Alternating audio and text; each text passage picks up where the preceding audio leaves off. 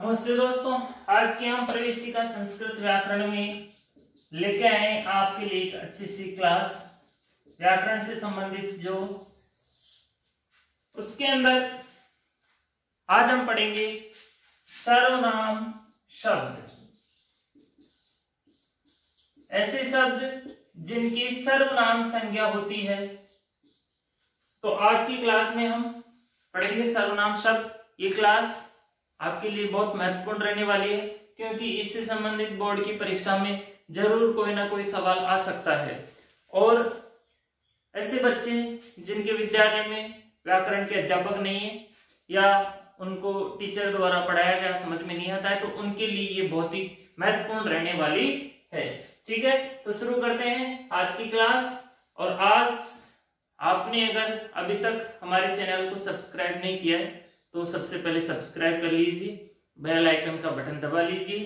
तो उससे क्या होगा, आपको जब भी नई क्लास जब भी होगी वो आपके पास जरूर आ जाएगी। ठीक है, तो शुरू करते हैं सर्वनाम शब्द। सर्वनाम शब्दों से संबंधित पाणिनि जी जो महोदय थे, उन्होंने एक अलग ही सूत्र बनाया जिसका नाम था सर्वादीनी सर्वनामानि।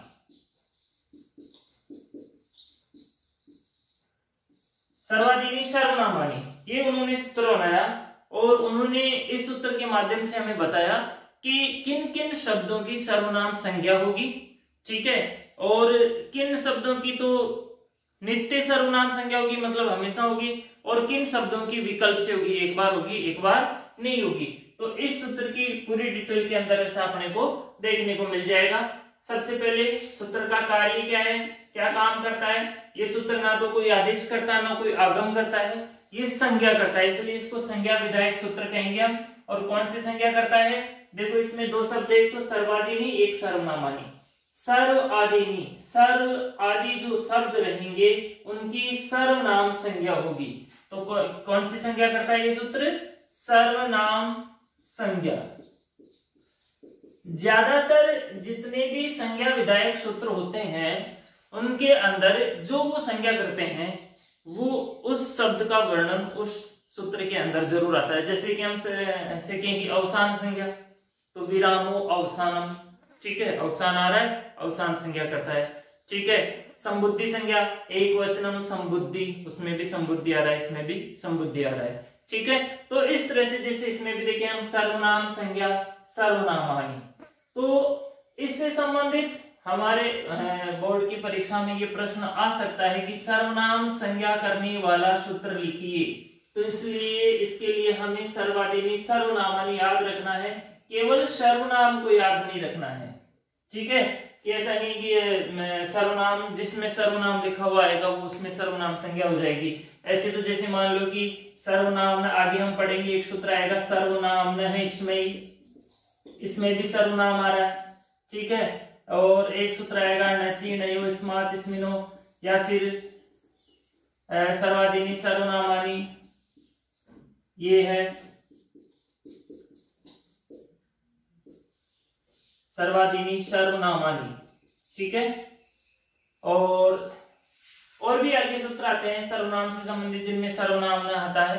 तो हमें यहाँ पर कंफ्यूज नहीं होना है, सर्व आदि शब्दों की सर्वनाम संज्ञा होती है। ठीक है,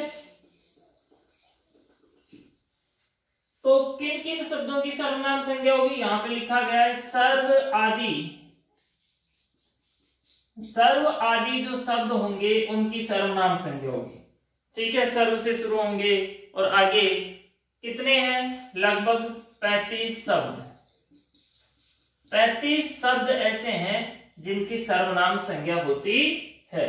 ठीक है, सबसे पहले हम जिनमें नित्य सर्वनाम संज्ञा होगी उनको सीख लेते हैं, यहाँ पे देख लेते हैं। सबसे पहले सर्व आदि आया है तो सर्व से शुरू होंगे। ठीक है, सर्व, विश्व, उभ, उभये, दतर, दतम, अन्य, अन्यतर, इतर, त्वत, त्व, नेम, सम, सिम। ठीक है, शुरुआत के अंदर यही शब्द आते हैं। 14 शब्द हैं जिनकी नित्य सर्वनाम संज्ञा होती है, और भी नीचे आएंगे सब, उनकी भी नित्य सर्वनाम संज्ञा होती है। इनके बाद में 9 शब्द ऐसे आते हैं जिनकी सर्वनाम संज्ञा विकल्प से होती है। उनके अलग अलग सूत्र बनाए गए हैं यहाँ पे, पूर्व, परावर, दक्षिणोत्तरा, पराधराणी, व्यवस्थायाम, संज्ञायाम, ये आगे आएंगे। स्वयं ज्ञाति, धनाख्यायाम, बहिरोग, अंतरम बहिरोगोपसंज्ञानियो, तो ये सूत्र जो है ना आगे आएंगे। तो इन सूत्रों, इन शब्दों के अंदर हमें एक चीज ध्यान रखने वाली बात है कि प्रश्न ये भी आ सकता है कि सर्वनाम संज्ञक शब्द लिखें। बोर्ड की परीक्षा में 3-4 नंबर का ये प्रश्न आ सकता है, इसलिए हमें इनको याद करना है। पहली बात तो जो 35 शब्द है उनको, और उनके अंदर हम इस गलती क्या करते हैं अक्सर, जैसे कोई चीज, कोई शब्द हलंत नहीं, उसको हम हलंत कर देते हैं, कोई हलंत है उसको अजंत कर देते हैं। तो इनके अंदर हमें ये ध्यान रखने वाली बात है, जितने अभी तक हम 14 शब्द लिखे हैं उनके अंदर सिर्फ त्वत एक ऐसा शब्द है जो हलंत है, उसके अलावा सभी शब्द जो है यहाँ पे अजंत है। ठीक है, आगे चलते हैं। जो 9 शब्द हैं उनकी विकल्प से जो इत संज्ञा हो, विकल्प से जो सर्वनाम संज्ञा होगी उनको सीख लेते हैं अपन। ठीक है, विकल्प से जो सर्वनाम संज्ञा वाले शब्द हैं वो 9 शब्द हैं। उनमें है पूर्व, पर, अपर, दक्षिण, उत्तर,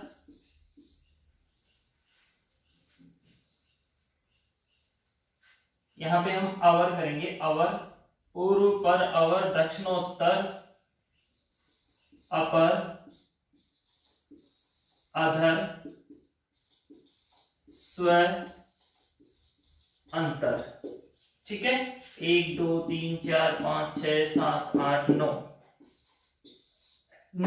ऐसे शब्द हैं जिनकी सर्वनाम संज्ञा विकल्प से होती है। मतलब एक बार सर्वनाम संज्ञा हो जाएगी, एक बार सर्वनाम संज्ञा नहीं होगी। सर्वनाम संज्ञा होने नहीं होने का यहाँ पे क्या फर्क पड़ेगा, जैसे मान लो हम आगे सूत्र पढ़ेंगे अगली कक्षा में कि जैसे है शी, एक सूत्र आता है जैसे है शी। ये सूत्र कहता है कि जहां जहां पर सर्वनाम संज्ञा हो जाएगी वहां वहां पर जो जस प्रत्यय होगा उसको मैं सी आदेश कर दूंगा, लशक व तद्धित से स की संज्ञा, यहाँ पे बड़ी ई बचेगा और गुण होकर के वो ऐसे बनेगी जैसे सर्व की सिद्धि बनाएंगे ना अपन, तो यहाँ पे बनेगी सर्वे।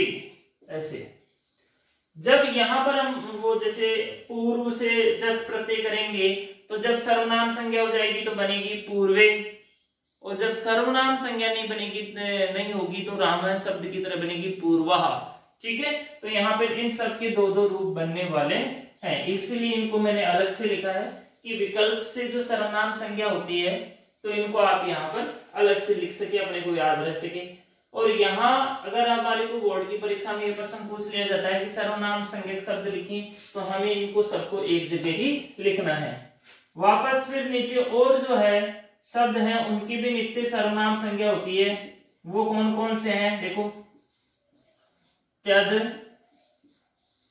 तद, यद, एतद, इदम, अदस, एक, द्वि, युष्मत्, अस्मत्, भवतु, किम। ठीक है, ये 1 2 3 4 5 6 7 8 9 10 11 12, ये 12 शब्द हो गए। ठीक है, 14 9 और 12 कुल कितने हुए देखो, 14 प्लस 9 प्लस 12, यहाँ पर 35 शब्द हुए। कितने शब्द हो गए, 35। यहाँ पे 35 से लिखा था, 35 के 35 यहाँ पे है। ठीक है, तो ये थे सर्वनाम संज्ञा जो शब्द हैं, किन किन शब्दों की सर्वनाम संज्ञा होती है। सूत्र के अंदर लिखा हुआ है सर्वआदिनी। सर्वआदिनी का मतलब होता है कि सर्व शब्द के साथ साथ जो अन्य शब्द हैं उनकी सर्वनाम संज्ञा होती है। जब हम इस सूत्र की वृत्ति पढ़ेंगे तो उसमें भी यही सब लिखे हुए हैं। ठीक है, तो नित्य जो है वो 14 है, जो उनकी विकल्प से होती है वो 9 है, और जो यहाँ पे फिर उसके बाद में फिर नित्य जो सर्वनाम संज्ञक है वो 12 है, और इस तरह से पूरे 35 है। ठीक है, तो आज की क्लास में हमने पढ़ा था कि सर्वनाम संज्ञा किन शब्दों की होती है, कौन सा सूत्र है। इनको याद करने के लिए प्रश्न इनमें से 2-3 बन सकते हैं कि सर्वनाम संज्ञा करने वाला सूत्र सर्वाधिनी सर्वनामानी, या प्रश्न दे सकते हैं कि सर्वाधिनी सर्वनामानी कौन सी संज्ञा करता है, तो सर्वनाम संज्ञा करती है। ठीक है, कितने शब्दों की होती है, 35 शब्दों की होती है। या फिर अगर बड़ा प्रश्न अगर आता है इसके अंदर 3-4 नंबर का, तो इसे व्याख्या के अंदर इसको दे सकते हैं कि सर्वनाम संज्ञक शब्द लिखिए कितने हैं, सूत्र भी समझाइए कौन सा है। ठीक है, तो आप आज अपनी इस क्लास के अंदर हमने सीखा सर्वनाम संज्ञा सूत्र और शब्द। आप इसका स्क्रीनशॉट ले लीजिए और अपनी नोटबुक में उतार लीजिए। आपको क्लास अच्छी लगी तो लाइक करें, कमेंट करें। आपको कोई चीज़ समझ में नहीं आई है तो वो भी कमेंट करें कि हमें ये चीज़ समझ में नहीं आई, उसके लिए हम अलग से एक और क्लास बना देंगे। धन्यवाद।